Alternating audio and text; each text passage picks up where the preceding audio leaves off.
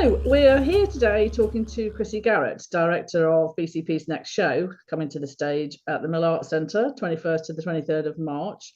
It's the award-winning, powerful drama Our Country's Good by Timberlake Wertenbaker. The plot concerns a group of Royal Marines and convicts in a penal colony in New South Wales in the 1780s who put on a production of The Recruiting Officer. The play premiered at the Royal Court in 1988 and it continues to be performed globally. Such is the nature of the piece that it is also widely used set text and performance piece in UK and European educational establishments. Hello, Chrissy. Hello. Can I start by asking you if you could expand on the plot, please? Yeah, okay. So, as you said, the play is set in 1786 to be precise. It's the story of the first convicts who were transported to Australia. So, the first fleet of transportees that went from England to Botany Bay. And they were then to go on to develop the first British colony. So, it's based on real people. It really happened. The real people on the boat, the Marines, the officers, the convicts, and the offer of the offer offer of hands up behind your back of transport was made to convicts who would have spent probably a life sentence in prison in the UK for very minor misdemeanors. And they were said that they could actually avoid life imprisonment or hanging by being by being transported to Australia. They'd never been there before, clearly. Nobody else had been there apart from Captain Cook. Nobody knew what was going to happen when they got there. The convicts were treated very badly. They were treated very badly on the ship, and they were treated very badly when they got there. The governor, so Arthur Phillips, again, who was the real governor of the time, was brought out of retirement with the task of governing the colony. And he would rather that the convicts were treated more humanely and kindly. So he agrees to the staging of a play to keep them entertained. So this play, Our Country's Good, tracks the relationship between the convicts and the officers and the change that happened when they had a common goal, such as rehearsing of the play, and when that was introduced. So a change of relationships between the Marines and the convicts. And what is it about this play that made you want to bring it to Banbury Cross Players? So the play has all the factors that make good drama. Really, it's based on fact. There's romance. It's good storyline, excellent script, fascinating details. But emotionally, I think it's very powerful. So it really deals very clearly between the relationships between the characters. The characters are painted in. There's a vivid portrait of the characters, from the dreadful sadism of some of the officers and the tenderness of some of the others. It's a great period drama, and it's lovely being able to do something with fabulous costumes. So I think all in all, it wraps up as an incredibly good offer to the Banbury audiences. Mm-hmm. You're also involving local musicians who are going to be playing live during the production. Can you tell us who they are and where the music comes from? Yeah, so the band is made up of musicians locally known as the Hooky Band. They usually play for dances. There's four musicians. We've got a fiddle, an accordion, percussion, drums, and a pipe. And they're also learning to play the didgeridoo, which is going to be quite challenging, I think, and quite interesting and very important because of the role of the Aborigine. So the music they're playing is taken, some they found, written at the time, taken from a compilation called Transportees, written about this period of time in the convicts. But it's also music that will set the scene and reflect the flavour of the time. So the musicians are on the stage all the time.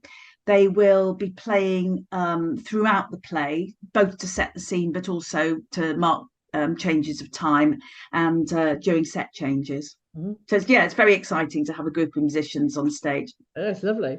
Um, And they'll be in costume, of course. are they happy about that? I think they must be. I understand that you have a particular interest, a passion perhaps, for the period of history. Where did that stem from? Or was it that? Yes, I mean, I am fascinated by this period of history. But I did quite a lot of history when my educational career, really.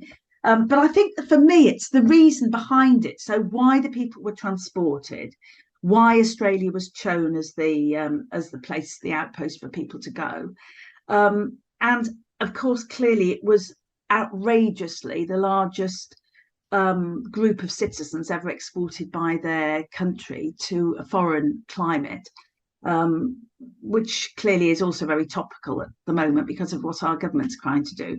So for me, it's got a lot of political overtones, but it's also it's really interesting in the themes clearly are exactly the same then as they are now. Yeah, for sure. All right, I'm saying that you have family in Australia and that you've actually been Yeah. to the settlement in Botany Bay. I have, although my son and daughter-in-law and grandchildren live north of Australia. Yes, I have been to the settlement at Botany Bay. There's the most wonderful exhibition showing the landing, the original families, the original outposts, and they've recreated what it would have looked like with the governor's quarters and where the convicts were kept and how they were treated. Actually, the convicts really, although there was a really harsh punishment, they were given enormous opportunities when they got there. And clearly that's why a lot of them decided that they were going to remain in Australia and not return when they were allowed to return to the UK. They decided they wouldn't.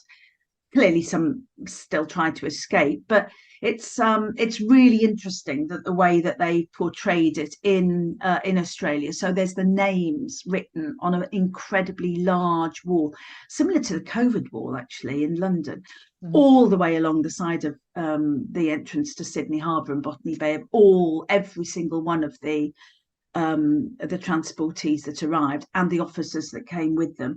And then they've done a lot of research into their families.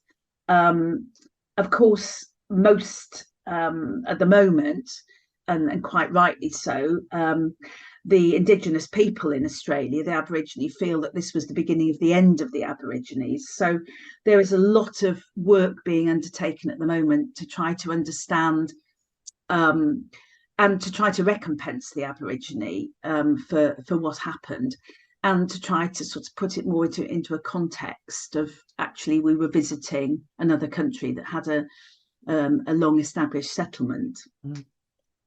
I'd just like to close with some final thoughts from you. The play is designated as unsuitable for under 14s, has some very strong language. There are, as you've touched on there, themes of cruelty and exploitation. Why would you choose to bring such a controversial, potentially unpleasant piece to North Oxfordshire? Okay, well, let's unpick that a bit. So yes, it has got strong language and language of the time. Just to clarify, especially to audiences and people out there, I have changed some of the language, although it was quite acceptable to use some of the language at the time. Clearly our attitudes to certain phrases are make it not acceptable at the moment. And so I have changed some of the language to make it more acceptable and less dreadful. It does still reflect cruelty and barbarism, but what it does is show that there is a way out of this. So it is, and one can't shy away from them. That's what drama is about, trying to bring and alert people to what went on and how things can change and how things don't change. And you can't just do nice plays. You have to do things with a bit of bite in them to be challenged to audiences and challenged to the actors. Indeed. Well, thank you, Chrissy. That's such a fascinating insight into our country's good. You're welcome. I can't wait to see it. Okay, everyone, we hope you enjoyed this conversational introduction to BCP's next production. Our Country's Good opens on the 21st of March, runs until the 23rd of March at the Mill Arts Centre in Banbury, 7:30 plus a Saturday matinee.